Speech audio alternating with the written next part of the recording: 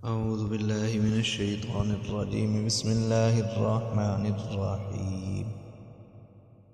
ومن يرغب عن ملة إبراهيم إلا من سفه نفسه ولقد اصطفيناه في الدنيا وإنه في الآخرة لمن الصالحين.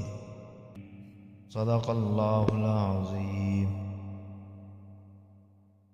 من يرغب عن ملة إبراہیم إلا من سفه نفسه، اور کون اعراض کرتا ہے ابراہیم علیہ السلام کی ملت اور طریقے سے مگر وہ شخص جس نے اپنے آپ کو بے وقوف بنا لیا. وَلَقَدِ اصْطَفَيْنَاهُ فِي الدُّنْيَا، اور البتہ تحقیق ہم نے چن لیا ابراہیم علیہ السلام کو دنیا میں. إِنَّهُ فِي الْآخِرَةِ لَمِنَ الصَّالِحِينَ، اور بے شک وہ آخرت میں البتہ نیکوکاروں سے ہوگا.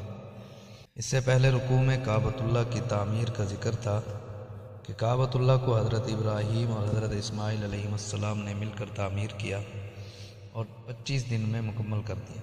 بعض مفسرین کرام نے لکھتے ہیں کہ کعبۃ اللہ کا درجہ زمین کے تمام ٹکڑے سے بلند ہے، سوائے زمین کے اس ٹکڑے سے کہ جہاں حضرت صلی اللہ علیہ وآلہ وسلم مدفون ہے، کہ اس کا درجہ کعبۃ اللہ عرش کرسی حتیٰ کہ لوح سے بھی بلند ہے.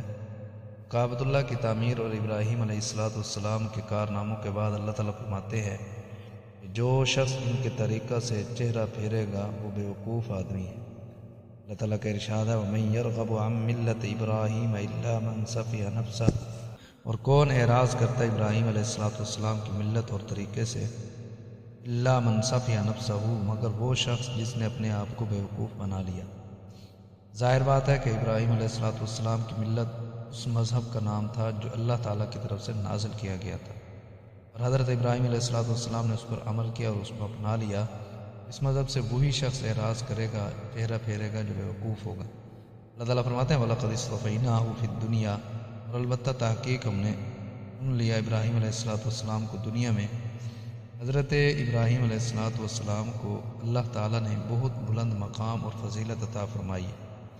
البتہ متعدد دلائل سے ثابت ہے کہ حضرت محمد صلی اللہ علیہ وآلہ وسلم کو فضیلت کلی یعنی تمام کائنات پر فضیلت حاصل ہے.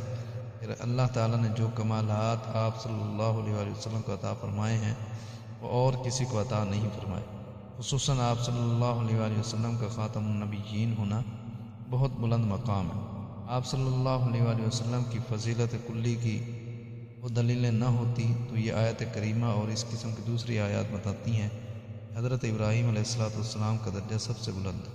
مگر آپ صلی اللہ علیہ وآلہ وسلم کو اللہ تعالیٰ نے اتنے کمالات عطا فرمائے کہ اللہ تعالیٰ نے کسی پیغمبر کو نہیں عطا فرمائے. لہذا حضرت صلی اللہ علیہ وآلہ وسلم کا مقام اور مرتبہ تمام مخلوقات سے بلند ہے، اور آپ صلی اللہ علیہ وآلہ وسلم کے بعد مخلوق میں سب سے بلند مقام حضرت ابراہیم علیہ السلام کا ہے. جن علماء کرام نے عقائد پر کتابیں لکھی ہیں وہ لکھتے ہیں کہ حضرت ابراہیم علیہ السلام کے بعد حضرت موسیٰ علیہ السلام کا درجہ ہے. وہ بڑے رتبے اور شان والے پیغمبر تھے. حضرت ابراہیم علیہ السلام کا درجہ حضور صلی اللہ علیہ وآلہ وسلم کے بعد سب سے بلند ہے. اللہ تعالیٰ فرماتے ہیں وَإِنَّهُ فِي الْآخِرَةِ لَمِنَ الصَّالِحِينَ، اور بے شک وہ آخرت میں البتہ نیکوکاروں میں سے ہوگا. پیغمبر سے بڑھ کر صالح کون ہو سکتا ہے؟